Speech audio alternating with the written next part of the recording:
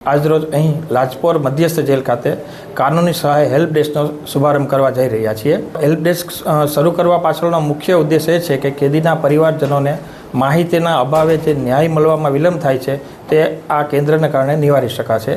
ઘણી વખત લોકો પૂરતી માહિતી નથી હોવાથી એના કારણે મફત અને સક્ષમ કાનૂની સહાય એને નથી મળતી।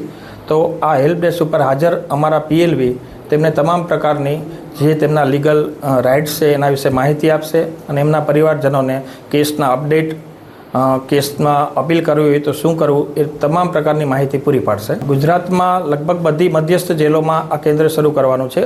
અત્યારે રાજકોટમાં એમ બે જગ્યાએ થયેલું છે અને સુરતમાં આપણે પણ શરૂ કરી રહ્યા છીએ।